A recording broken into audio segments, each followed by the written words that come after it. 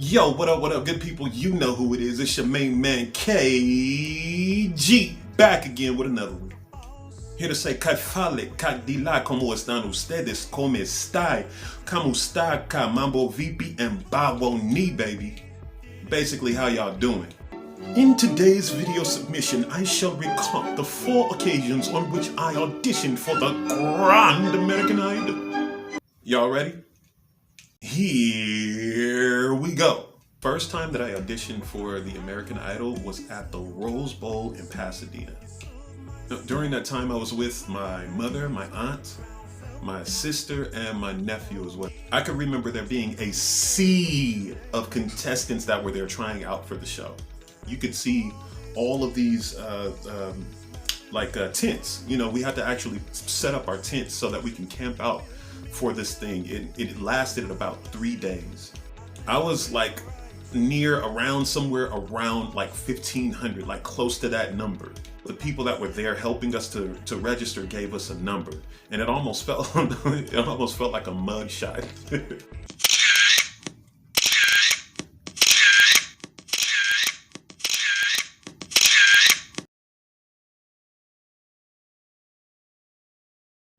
You literally feel like more of a number than an artist. Moving right along. The second city that I auditioned in was a place that I absolutely, oh my God. It was somewhere in Hollywood on Hollywood Boulevard. Now, this audition was not such an astronomical number that, I was in sequence of, because it was due to the fact that one of my cousins who works in Hollywood, or who was a Hollywood producer, you know what I'm saying, on various shows, actually hooked me up, and I was able to like skip the line. I went to the desk to register for the audition. I had to read through various papers, you know what I'm saying, sign and initial contracts and all of that stuff. And I was eventually given a number, which, I was grateful for the fact that my cousin was able to actually help me and get me a little bit further up on the queue. Prior to actually being seen by a judge or one of the casting directors, I'm assuming, prior to that, there's so much mental work, so much anxiety that begins to build up, because you're trying to determine whether you should sing songs that you have influenced by, things that you're strong in, versus something that that person who is sitting there listening may connect with. But once I get in front of a casting director, there's another casting director, there's like 3 that were there, and 2 of them, I can remember 2 of them were leaving because it was their lunch. I'm sitting in front of one casting director, and it was just kind of like a leisurely, like, like, we're doing you a favor by just having you stand in front of us. And long story short, they asked me to sing the song, and I believe the song that I sang was something along the lines of like a pop rock sort of a tune. I can't remember exactly the artist. I think it was like Seal, Kissed from a Rose, or something like that. Please forgive me if I get my genres wrong, because I'm not really into genres. I'm just into whatever sounds good and what makes me feel good, okay guys? Don't judge me too harshly. At that point, I proceed to sing, and I can remember looking at the auditioner, and I remember it was she was not even looking at me. She wasn't looking at me at that point, and it seemed as if her mind was in so many different avenues and spaces. Like, she was not engaged at all in the audition process. And I'm singing my heart out, you know what I'm saying, doing my my best at that point, while nervous at the same time, making, going back and recapitulating in my mind whether or not I chose the right song as I'm singing. And she's just looking down at her notebook.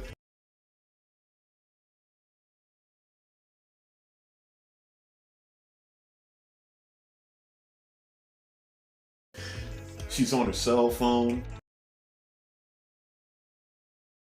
After that, she kind of looked up from her notepad and was like, "Thank you." Then I responded by saying, "Well, I have another song prepared. Like, if that song wasn't to your liking, I can sing another one. I have it prepared. I mean, is it cool?" And she was like, "No, thank you." Needless to say that I wasn't really fond of the experience at this point. Like if I never even had to roll through this city, I would not, okay? Moving on to the next adventure. My next audition for American Idol took place at the Mercedes-Benz football stadium in Atlanta, Georgia.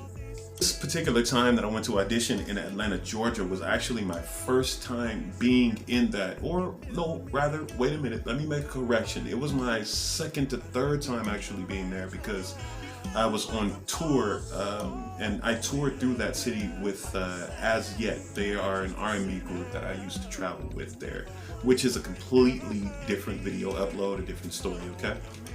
I was in the city of Atlanta, Georgia with my friend and my close friend and like my brother out there. He's actually a music producer and he's also a musical engineer. He's currently working with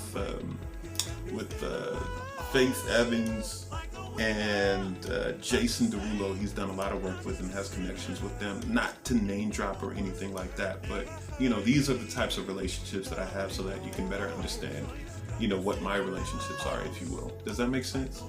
Of course it does. All of the same process that you go through when I was in the Rose Bowl in Pasadena and on Hollywood Boulevard. And now I'm actually in the in the gates, if you will. Bleachers. We slept in the bleachers or in the stage. I had a backpack, I had sandals, my hair was much shorter at that time. My dreads were much shorter at that time. This audition right here, it looked more like a Comic-Con event than it did actual singers. And mind you, I say that because my notion or my preconceived idea about American Idol was that it was all about singing, about artists. When I say artistry, I mean artistry in the field of music, songwriting, you know, being a musician and those kinds of things. This was the idea that I had, where every musician that is within, you know, maybe a 10, 20, 30 or 40 or even 50-mile radius. Some people actually, people that traveled from Florida, Texas, Tennessee, from North and South Carolina. There were people that actually auditioned in those other cities and then traveled to Atlanta, Georgia in order to be seen.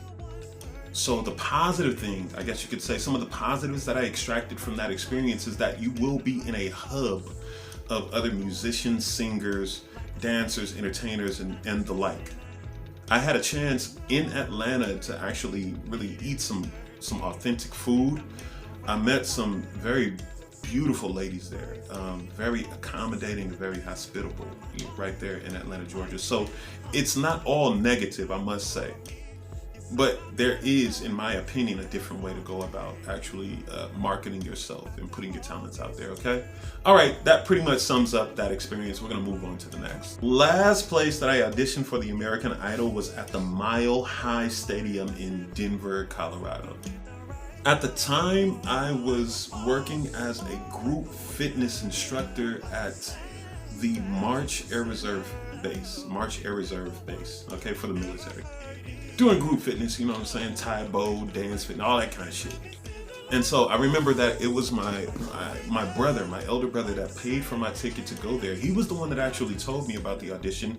Him and my mother agreed, you know, that they would send me over there. I have an amazing family, you guys. I have to reiterate that. I have an amazing and supportive family. They sent me to Denver, Colorado to audition. So I landed in Colorado, I got a shuttle, and the shuttle took me to this one place. It was a hostel, actually. The hostel was about 8 to 10 miles away from the auditioning grounds. I had to take a shuttle there, and I can remember there being this one. He was a really cool guy. He was actually a guitarist that was awaiting his audition as well. Now, in this hostel, I can remember that I didn't even book a room there. I actually stayed in like a basement area. I played a little bit of pool or billiards, played some ping pong, and I slept on this one armchair until the next day. The shuttle took us from the hostel to the audition location. It was a 3-day process. Once again, repeat. in my heart and mind at that point, you know, I'm going through the various emotions and the feelings and all of that stuff that led me up into this point. Well, I'm thinking like, dude, I don't want to let my family down. So it was a lot of anxiety and a lot of pressure to be able to make a decision as to what material would best suit the event, what material would best connect to the person that is actually listening to what it is that I'm doing. The story short, of course, everything took about a 3 to 4 day process. Sang more of a rock song. I think it was like Kings of Leon or something like that I sang. Now the guy who had dreads, he was standing in front of me, and he was the chief auditor at that time. And he heard the song, and I could see him kind of, you know, weighing what my voice and my tone sounds like, and he kind of just sat back. He then says, "Do you have another song?" I said, yeah, I do. And I proceeded to sing Donny Hathaway. For all we know,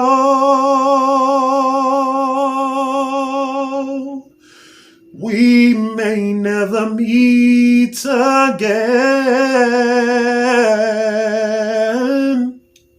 So anyway, after I sang my little section of that song, he was like, yeah, that's the one. Take this. You're going to the next level. I tell you, I screamed at the top of my lungs. I was like dancing, I was like twerk, I was doing everything, Dougie, all that kind of shit, man. I was like extremely excited about that moment. I went back to my regular job, you know, at that time it was a group fitness instructor. And, you know, then they told me to return back, you know, so it took about a week, and then I went back. I auditioned again. I went before that next tier of auditioning, of the auditioning process or whatnot. And then at that point, it was like, nah, you didn't make it. You know what I'm saying? So it really sucked. I mean, for the sake of this here upload, and for the sake of you guys kind of getting a chance to take a look through the peak hole of experiences that I've had, and no, this does not mean something or anything like that. I'm just doing this for effect. Giving you a chance to look through the peak hole of like some of my experiences, and I hope that you all enjoy this kind of content.